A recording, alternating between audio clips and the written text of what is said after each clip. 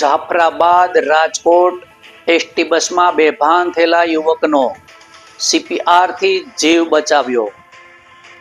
પરિચારિકા દયાબેન મકવાણાની પ્રશંસનીય કામગીરી.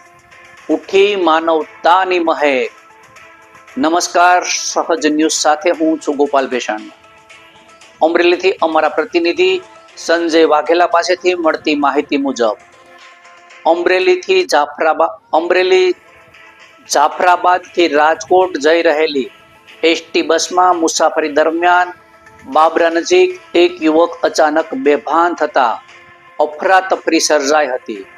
તાત્કાલિક 108ને જાણ કરાઈ હતી, પરંતુ સમયસર સેવા ન પહોંચી શકતા બસમાં મુસાફરી કરી રહેલા રાજુલાની સહજાનંદ હોસ્પિટલમાં ફરજ બજાવતા નર્સ દયાબેન મકવાણાએ માનવતાનો ઉત્તમ દાખલો આપ્યો હતો.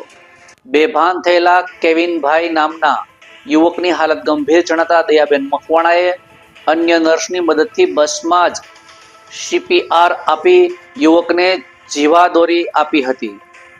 સમય સૂચકતા અને નિપુણતાના કારણે યુવકને ભાનમાં લાવવામાં સફળતા મળી હતી. આ ઘટના દરમિયાન બસમાં હાજર મુસાફરોએ દયાબેન મકવાણાની નિસ્વાર્થ સેવા અને સાહસને ખુલ્લા દિલે બિરદાવ્યું હતું. દયાબેન મકવાણાએ જણાવ્યું હતું કે કોઈનો જીવ બચાવવો એ મારી ફરજ છે. માનવતા એ જ સાચો ધર્મ છે.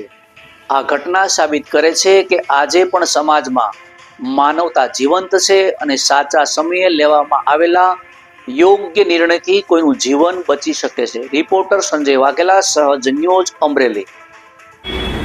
મારું નામ મકવાણા દયા છે. હું રાજુલા સહજાનંદ હોસ્પિટલમાં નોકરી કરું છું અને જાફરાબાદ રાજકોટ બસ છે એમાં હું મુસાફરી કરીને આવતી હતી. તો અચાનક એક ભાઈ હતા જે જામનગર જવાના હતા, એ બેહોશ થઈ ગયા એટલે આપણે એને 108માં ફોન કર્યો, પણ એ તાત્કાલિક ન પહોંચી કે અને હોસ્પિટલ પણ આપણે તાત્કાલિક ન પહોંચી કે તે માટે પહેલાં મારી ફરજમાં એ આવે માનવતાની ધ્યાનથી કે વ્યક્તિનો પહેલાં જીવ બચાવો એમ, એટલે અમે એને સીપીઆર આપી અને એનો જીવ બચાવ્યો છે. અને એ સંદેશ આપવા માગું છું કે આપણે આજુબાજુ અથવા આપણે મુસાફરી કરીએ ત્યારે કોઈ પણ વ્યક્તિને આવી રીતના બેહોશ થઈ જાય તો આપણે તાત્કાલિક હોસ્પિટલ કે એમ્બ્યુલન્સ નથી આવી શકતી, તો આપણે પહેલો આપણો ધ્યેય છે કે એને સીપીઆર આપી અને આપણે તેનો જીવ બચાવી શકીએ.